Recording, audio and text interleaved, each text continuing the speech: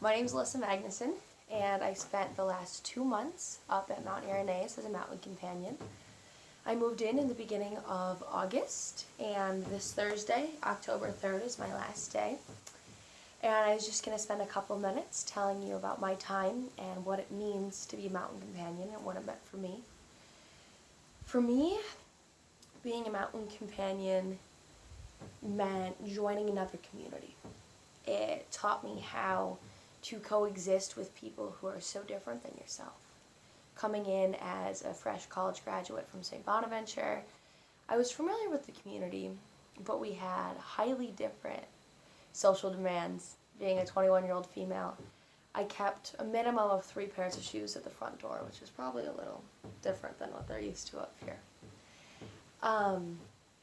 Being a mountain companion, I had the luxury of participating in all sorts of activities, from helping out Brother Kevin in the garden, helping out Brother Kevin with on-campus ministry, spending time in conversation with Father Dan, figuring out what things mean to us, hanging out with Father Lou. I enjoyed our breakfast together, different things around the house, and spending time really with Brother Joe, whether it was building a bed frame or accidentally getting the riding lawnmower stuck, or whatever it was.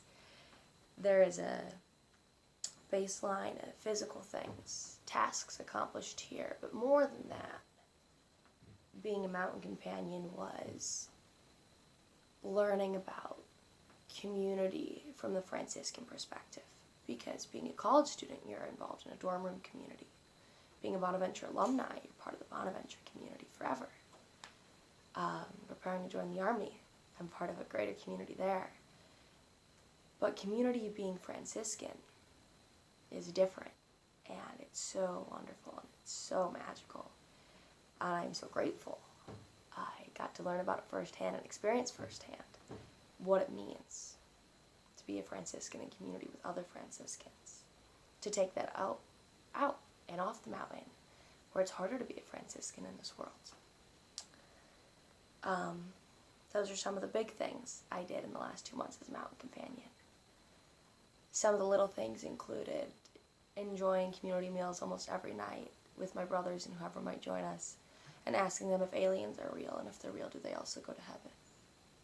I enjoyed a lot of the conversation I got to have here. And it was the safest place to ever feel uncomfortable and to grow. So those are some of the highlights from my time as a mountain companion. Thanks. Hello again. Outside, my favorite place, one of my favorite places here is on this front porch in these Adirondack chairs. So I wanted to share some thoughts with you on if you're thinking about being a mountain companion. Again, my name's Alyssa. I spent the last 2 months here at Mount Irenaeus as a mountain companion, living in community with the brothers, and some ideas to share with anybody who's thinking that this might be an opportunity they would like to have, or a next step for them in their life.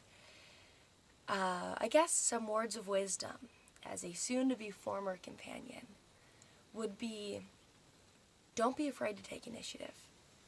I think if you're interested in learning more about yourself, if you're interested in silence and refuge and contemplation and being in this world without being of it, and having a safe place to remove yourself to learn about it from a separate perspective without being surrounded by it all the time, this is a place for you. It's a safe place to be yourself, and there's a very fragile ecosystem that exists here, and sometimes navigating your role in it can be difficult. It doesn't always fall naturally into place, because these are not the roles we're naturally used to filling in society. They're not the roles measured by product-driven success, or something that's quantitative that you can say, how much should I produce this month for these people? Am I being valuable? It pulls us out of where we're comfortable. It's easy to measure my value by number of students I've recruited, or number of products I output this month. This isn't a place that exists, so your value comes from you. Were you yourself? What did you being you bring to the table? And it's scary at first, because there's a fear, what if that's not enough?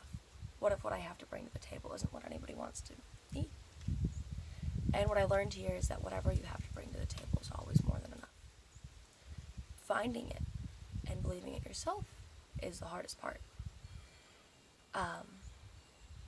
So if you're interested in being a mountain companion, and you're interested in hanging out in the garden, and hanging out with Brother Joe, run around outside, there's so many people in this community that are amazing to me, and they are worth your time. And if you're interested in waking up a little extra early so you can have breakfast with Father Lou, I highly recommend it. Staying up a little later to enjoy conversation with Father Dan, or people who are a little busier and you don't get to see all the time. Even going out of your way to spend time with Mike Venn. It's all worth it. If you're going to be a companion here, they're going to sit down with you and tell you that we're all a member of this community. And now you are too. And your opinion's valuable. And what you have to say is worth just as much as what they have to say. Believe them. Speak up when something doesn't sit comfortably with you. There'll be a level of discomfort adjusting to this way of life and continuing to live it. And that's okay. But talk about it with your community members, and as you feel uncomfortable, they will help you recognize, is this something you need to take time away from and go spend some time down the hill, off the mountain? Or is this a learning curve? Is this some of the growing pains of adjusting to life here? Because they'll let you know. They know what they're doing. They've been doing it for a while. So have trust and confidence in your communication. And be open about how you're feeling about everything here. And don't be afraid to take initiative. They're very open-minded, and the brothers, are very open-minded in doing things different. And if myself, a Protestant, 21-year-old female, can fit in with my 50-plus Catholic brothers, anyone can do it if you're willing to open your mind to the possibility that maybe we really are all just one divine whole. And the more you learn about others, the more you get to learn about yourself. So, if you're interested in being a companion, I recommend it. Try to come in the summer. Eat fresh vegetables. If you come in the winter, sled down the hill. It's an amazing place to be. And Father Lou has great taste in red wine. So there's a lot of advantages to being a mountain companion. Thanks.